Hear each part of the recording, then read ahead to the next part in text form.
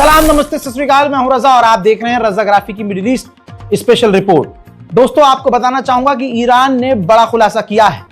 Iran बड़ी मुसीबत में फंस चुका है। ईरान इस वक्त परेशान है। कैसे? ईरान के साथ देने वाले ग्रुप ईरान से नाराज हैं। वजह ईरान ने खुलकर नहीं बताई है, लेकिन आपको बता दूं, हूथीज जो अब तक पूरी तरह से ईरान के साथ थे, और हूथी बनाने वाला ईरान ही था। ईरान ही एक ऐसा देश है जिसने हथियार, हमास, हिजबुल्ला, हूथीज, इनको इतने हथियार दिए कि ये आज इतने पावरफुल हुए। हूथी को बनाने वाला ही, इस संगठन को बनाने वाला ही ईरान था। दोनों की धार्मिक मान्यताएं भी एक है, लेकिन ईरान ने बड़ी बात कही है। ये रहा सोर्स, प्रूफ आपके सामने है। ईरान ने अपनी रिपोर्ट में बहुत क्लियर कट कह दिया है कि हम हूथी के ऊपर से अपना कंट्रोल खो रहे हैं। हूथीज हमारी बात नहीं मान रहे हैं। हूथीज हमसे खफा हैं।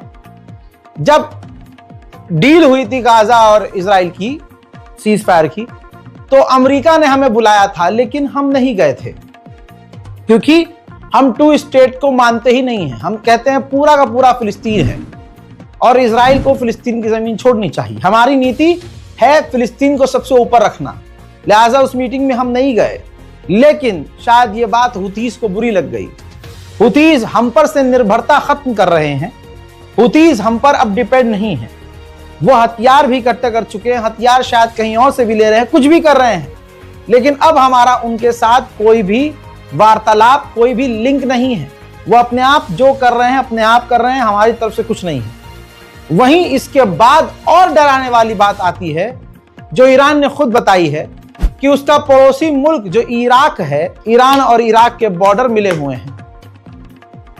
तो ईरान ने कहा है कि जो हमारे लड़ाकू संगठन इराक में हैं, अब वो भी हमारे कंट्रोल में नहीं है और ना वो हमारी सुन रहे हैं। उनकी अपनी नीतियां हैं, उनकी अपनी प्रायोरिटीज है, वो अपने हिसाब से काम कर रहे हैं। हजरात, इजराइल का एक फाइटर जेट, ये तस्वीर देखिए, इजराइल का एक फाइटर जेट इराक और ईरान के काफी करीब बॉर्डर तक पहुंच गया और इतने खतरनाक अंदाज में उड़ रहा था, उसने साउंड बैरियर तोड़ दिए।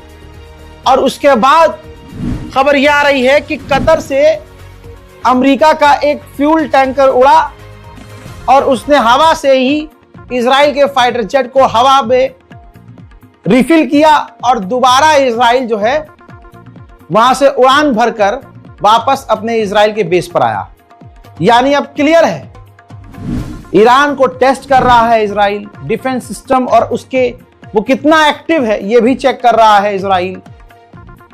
हर दिन ऐसा लग रहा है कि ईरान और इजराइल की जंग करीब है।